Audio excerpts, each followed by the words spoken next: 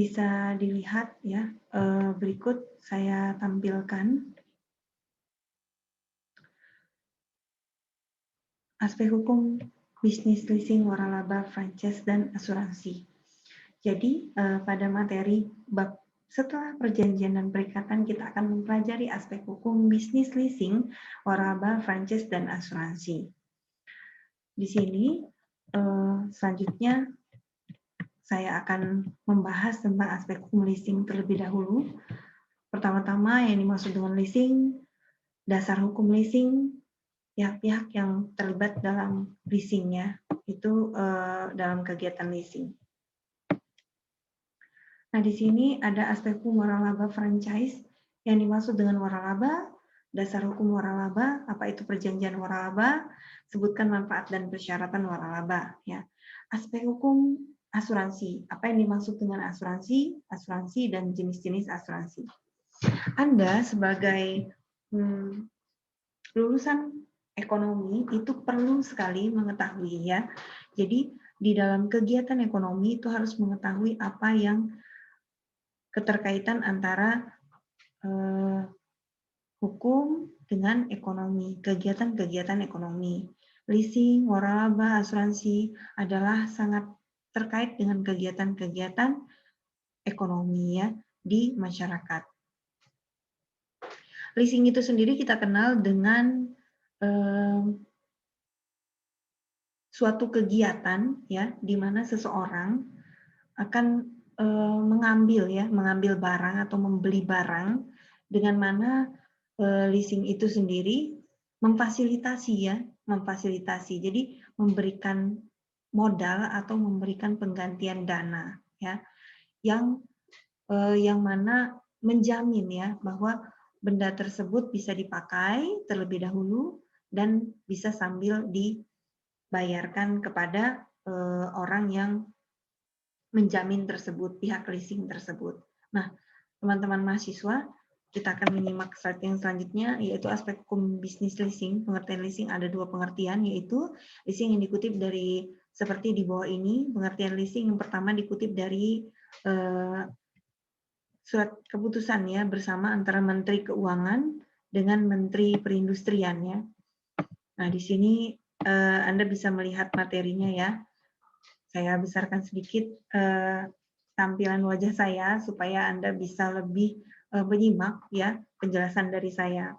Di sini ada keputusan yang definisikan leasing adalah setiap kegiatan pembiayaan perusahaan dalam bentuk penyediaan barang modal untuk digunakan oleh satu perusahaan untuk satu jangka waktu tertentu. Jadi ada keywordnya dalam pengertian ini yaitu kegiatan pembiayaan perusahaan, yaitu penyediaan barang dan modal, digunakan suatu perusahaan untuk satu jangka waktu tertentu berdasarkan pembayaran secara berkala disertai dengan hak pilih, yaitu opsi ya. Nanti kita akan ada penjelasan hak opsi itu seperti apa dan bagi perusahaan tersebut. Jadi sebenarnya leasing ini pada dasarnya diberikan hanya untuk orang yang perusahaannya ingin ada barang di sana. Namun dia tidak bisa menyertakan pembeliannya itu secara langsung. Maka dia meminta bantuan kepada perusahaan lain atau penyedia, yaitu penyedia barang dan modal lainnya yang digunakan oleh satu perusahaan untuk suatu jangka waktu tertentu. Berdasarkan pembayaran secara berkala ya, jadi berkala sifatnya disertai dengan hak pilih atau opsi. Next, kita akan melihat di sini unsur-unsurnya, yaitu sedangkan di dalam surat keputusan Menteri Keuangan nomor 1169 garing KMK 1 tahun 1991 bertanggal 27 November 1991, pengertian leasing atau yang disebut dengan sewa guna usaha, ya jadi bisa dibilang sewa guna usaha, kegiatan pembiayaan dalam bentuk penyediaan barang modal, baik secara sewa guna usaha dengan hak opsi finansialis maupun sewa guna tanpa hak opsi ya, operating lease ya. Nanti ada penjelasan rincinya. Saya akan lihatkan di screen dengan Anda untuk digunakan oleh leasing selama jangka waktu tertentu berdasarkan pembayaran secara berkala. Nah, para mahasiswa sekalian, bisa kita perhatikan ya bahwa di sini ada unsur-unsurnya, yaitu kegiatan pembiayaan, bentuk penyediaan barang modal, baik secara sewa guna usaha, yaitu ada tanpa opsi ya, operating lease atau dengan financial lease ya. Digunakan oleh lisi selama jangka waktu tertentu berdasarkan pembayaran secara berkala. Nah, ini ada berdasarkan kedua definisi tersebut di atas ya. Terdapat unsur-unsur leasing. Leasing adalah suatu bentuk pembiayaan yang disediakan oleh barang modal, jangka waktu tertentu yang disesuaikan dengan masa ekonomis barang modal dan kemampuan nasabah yang bersangkutan. Pembayaran dilakukan secara berkala, tidak dapat dibayar sewaktu-waktu.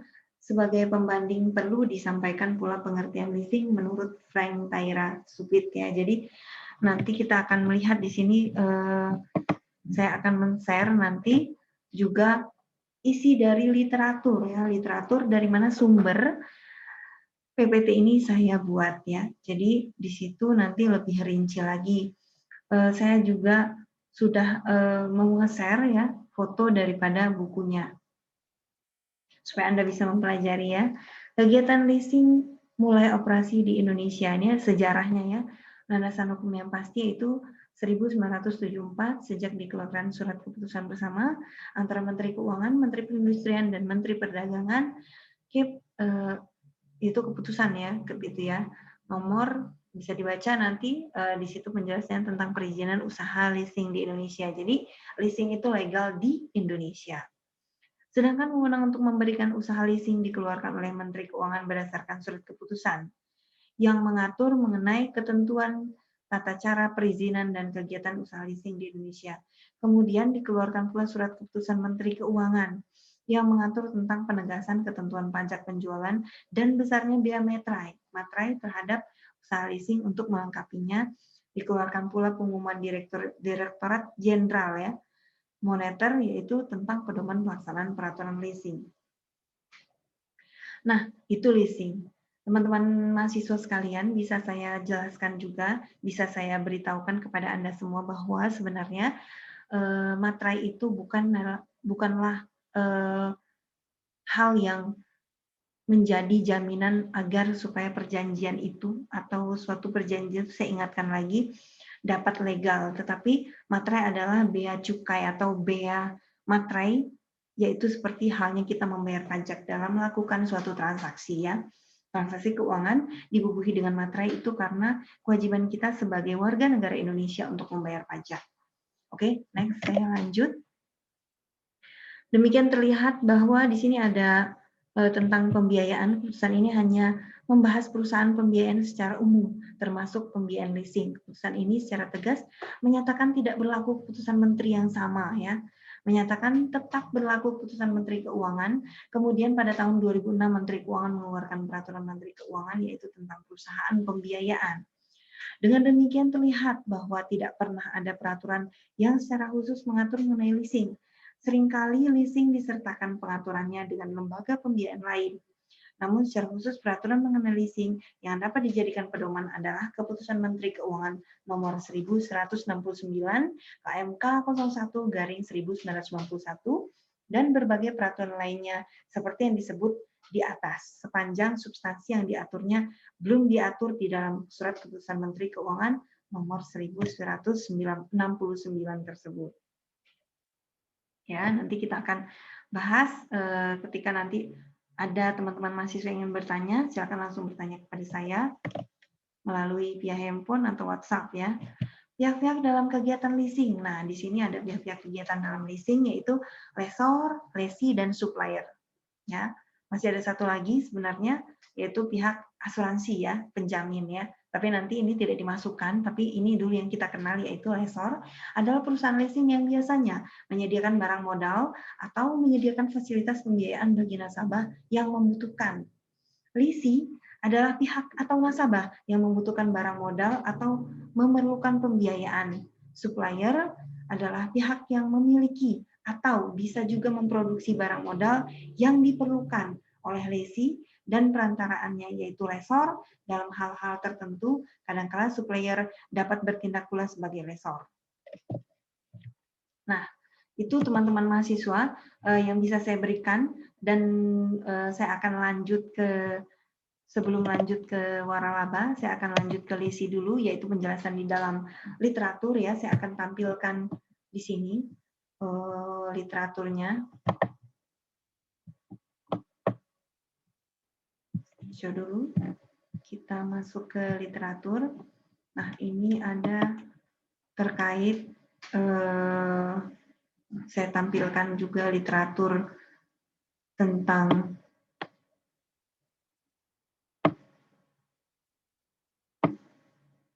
lesi ya. Nah, ini Anda bisa lihat di sini materinya.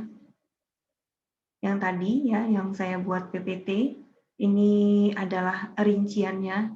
Pihak-pihak dalam kegiatan lesi sebenarnya ada lesor, lesi, dan supplier juga asuransi. Nah, ini ada bagannya. Sebenarnya ada bagan ya di sini ya, cuman tidak terfoto bagannya. Nah, ini bagannya, yaitu lesor, supplier, asuransi, lesi. Jadi, di dalam sebuah transaksi tentu dibutuhkan adanya penjamin ya, yaitu asuransi. Kenapa di situ ada asuransi? Karena butuh adanya asuransi.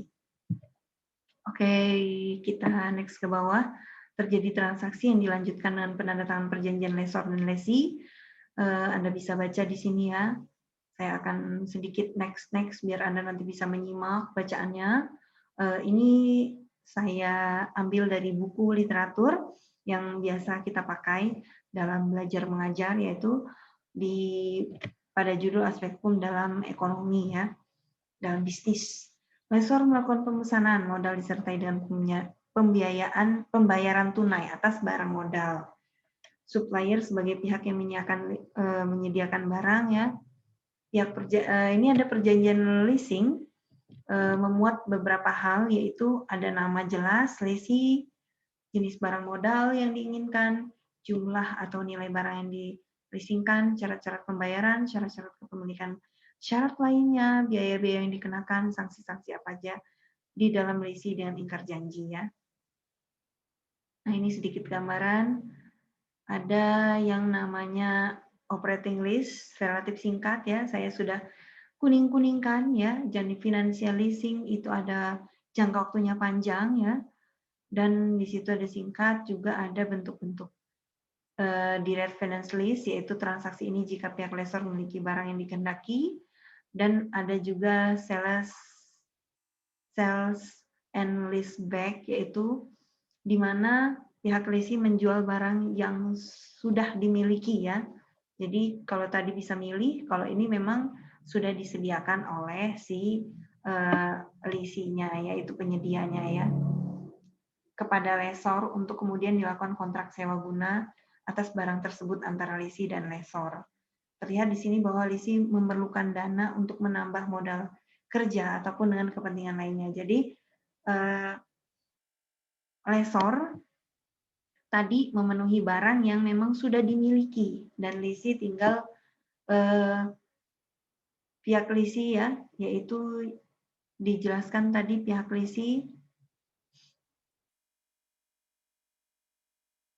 adalah pihak atau nasabah yang membutuhkan barang. Jadi lesor yang menyediakan, lesi pun yang membeli ya. Ini biasanya rentan untuk keluar ya dalam ujian ya, lesi, lesor ya. Pihak asuransi, supplier itu apa, direct finance lease apa ya. Jadi perlu diperhatikan. Oke, baik, itu saja materi untuk sampai dengan leasing. Nanti kita akan lanjut ke waralaba.